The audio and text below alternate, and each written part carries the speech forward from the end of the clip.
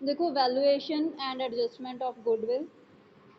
Retiring partner is entitled to his share of goodwill at the time of retirement because goodwill was earned by the firm at the time when he was a partner। ठीक है, देखो जो retiring partner है बेटे, उसको उसका goodwill का जो शेयर है, ठीक है, रिटायरमेंट के टाइम पे वापस किया जाएगा। ठीक है, रिफंड किया जाएगा। देखो बेटे, रिटायरिंग पार्टनर को उसका गुडविल का शेयर रिफंड किया जाता है। क्यों? क्योंकि फर्म ने वो गुडविल तब अर्न की थी जब वो पार्टनर था।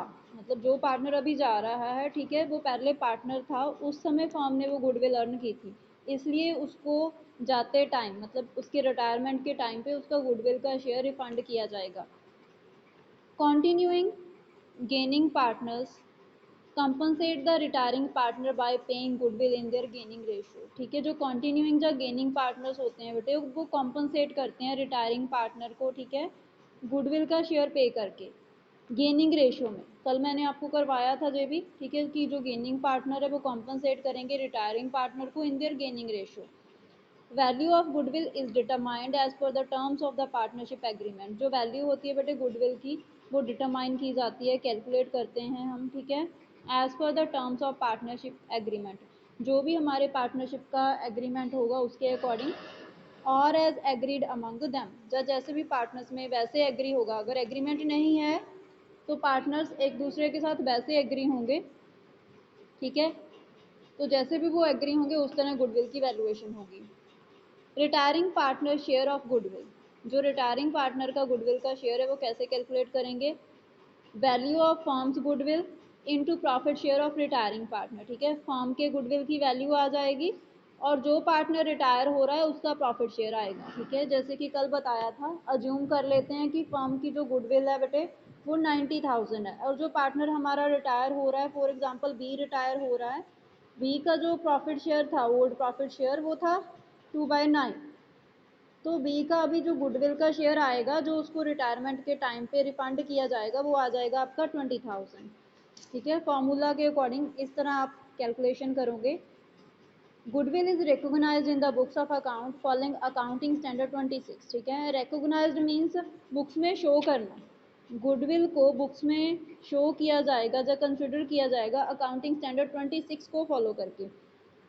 इंटेंजिबल एसेट्स के ऊपर जो अप्लाई होता है, विच प्रेस्क्राइब्स, जो हमें बताता है that self generated goodwill is not recognised, कि जो सेल्फ जनरेटेड गुडविल होती है उसको बुक्स में कंसिडर नहीं किया जाता। मीन्स जो गुडविल पार्टनर्स अपने हार्ड वर्क से, ठीक है, जनरेट करते हैं, उसको बुक्स में कंसिडर नहीं किया जाता, उसको बुक्स में शो नहीं किया जाता। Whereas purchase goodwill is recognised, जो गुडविल परचेज की जाती है, जिसके लिए कंसिडरेशन पे किया जाता है इन कैश और इन एनी काइंड। ठीक है, गुडविल की पेमेंट है जो आप बेटे, ठीक है, कैश में भी कर सकते हो, चेक में भी हो सकती है आपकी, और एनी काइंड।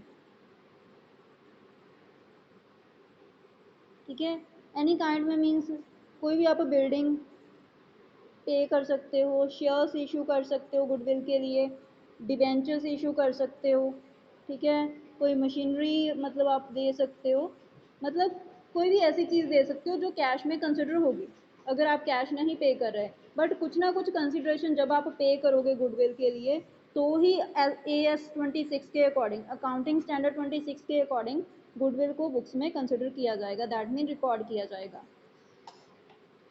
देखो, अकाउंटिंग स्टैंडर्ड 26 इंटेंजिबल एसेट्स, ठीक है, आपको पता होना चाहिए कि जो अकाउंटिंग स्टैंडर्ड 26 है ये इंटेंजिबल एसेट्स के ऊपर अप्लाई होता है। Goodwill is recognised in the books of account when consideration in money और money's worth has been paid for it. Goodwill को बेटे बुक्स में तब ही कंसिडर किया जाता है, तब ही रिकॉर्ड किया जाता है, जब उसके लिए हम मनी में या किसी और फॉर्म में, जिसको मनी में इवेलुएट किया जा सकता है, उस फॉर्म में हम पेमेंट करते हैं। ठीक है, या तो कैश में पेमेंट कर दोगे, या शेयर्स इशू कर दोगे गुडविल के लिए, या डिवेंचर्स इशू कर दोगे, कोई मशीनरी आप दे दोगे, या बिल्डिंग दे दोगे, कुछ भी हो सकता है। In case of admission, retirement, death of a partner, जब किसी भी पार्टनर की एडमिशन होती है, रिटायरमेंट होती है या डेथ होती है, ठीक है, और change in profit sharing ratio, जब प्रॉफिट शेयरिंग रेशियो चेंज होती है अमंग पार्टनर्स, पार्टनर्स में, goodwill is not recognised in the books. ठीक है, तो गुडविल को बुक्स में कंसिडर नहीं किया जाता, ठीक है, फर्म के, because no consideration in money और money worth is paid for it, क्योंकि वो बेटे सेल्फ जनरेटेड गुडविल होती है, उसके लिए मनी में पेमेंट नहीं करते हम, इसलिए उसको बुक्स में कंसिडर नहीं करते।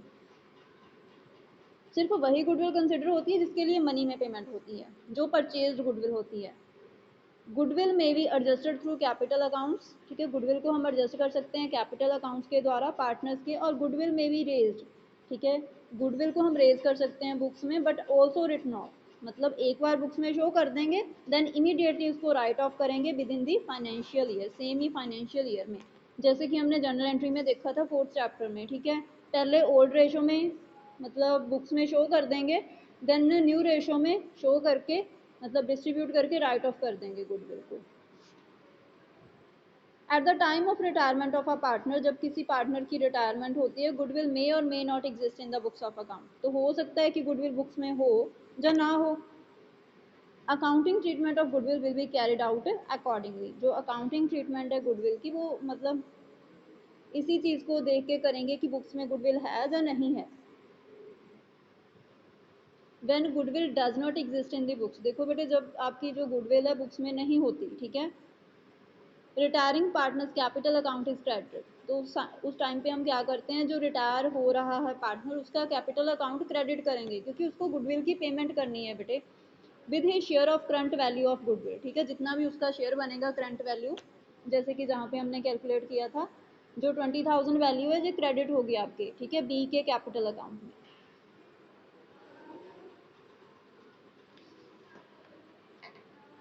Gaining partners capital accounts are debit, ठीक है, गेनिंग पार्टनर्स के कैपिटल अकाउंट्स डेबिट करेंगे गेनिंग रेशो में, फॉर कंपनसेटिंग रिटायरिंग पार्टनर, क्योंकि गेनिंग पार्टनर्स रिटायरिंग पार्टनर को कॉम्पनसेट करेंगे, ठीक है।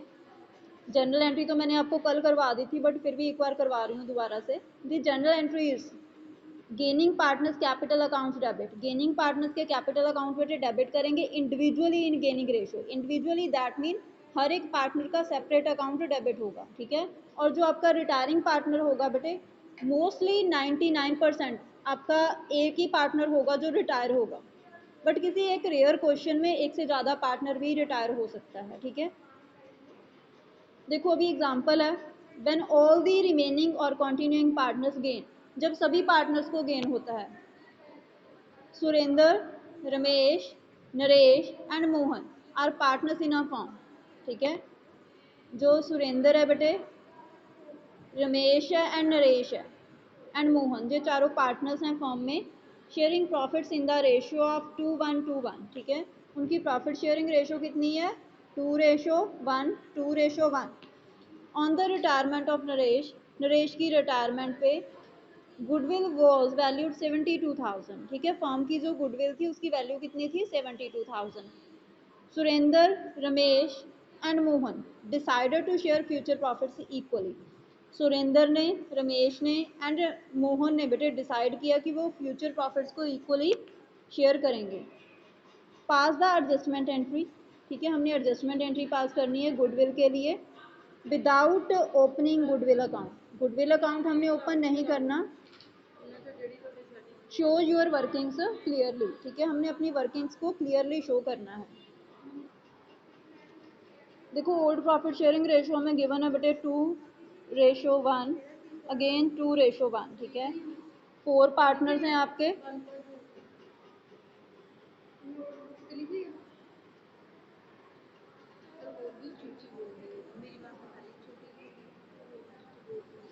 देखो बेटे हमारे पार्टनर हैं SR, ठीक है, N&M, मैंने शॉर्ट फॉर्म दे दी, नरेश आपका रिटायर हो रहा है पार्टनर, ठीक है, हमें और कोई इन्फॉर्मेशन गिवन नहीं है क्वेश्चन में, तो इसका शेयर स्किप कर दो आप, जो शेयर रह जाएगा, ठीक है, 2:1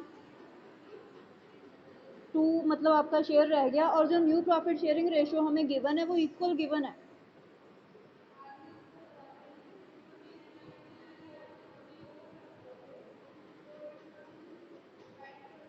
इक्वल है, तो दैट मीन आपके 3 पार्टनर्स हैं तो हर एक का शेयर आ जाएगा 1/3 ईच, ठीक है। तो अभी क्या करोगे, गेन कैलकुलेट करोगे आप, कैसे गेन कैलकुलेट करोगे, न्यू,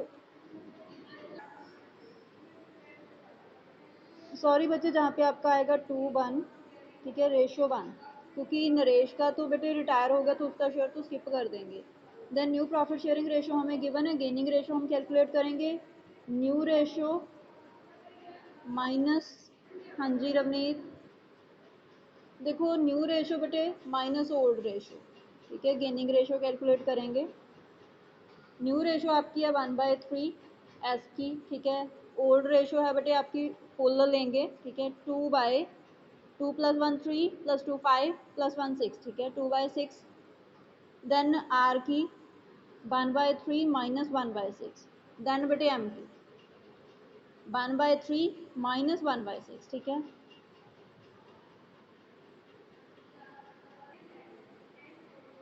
देखो बेटे एलसीएम आपका आएगा 6, ठीक है।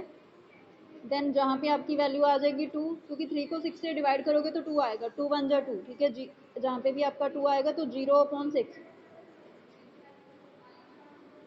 देन जहाँ पे देखो 6 एलसीएम आ गया, ठीक है, 2 माइनस 1, 1/6 गेन हो गया, ठीक है, आर को। देन एम का कैलकुलेट करेंगे, 6 2 माइनस 1, 1/6। तो आर एंड एम को गेन हो रहा है, ठीक है। और जो आपका नरेश है पार्टनर, वो बेटे रिटायरिंग पार्टनर है। फर्म की जो गुडविल है वो है 72,000, ठीक है। और रिटायरिंग पार्टनर का शेयर कितना है 2/6। इसको सॉल्व करो, ठीक है, 3 आ जाएगा, 3 पे कट करो इसको, 3 2 जा 6, 4 3 जा 12, 24,000 बेटे हमने गुडविल पे करनी है नरेश को, ठीक है। तो नरेश का कैपिटल अकाउंट क्रेडिट हो जाएगा एंड गेनिंग पार्टनर्स के कैपिटल अकाउंट डेबिट कर देंगे।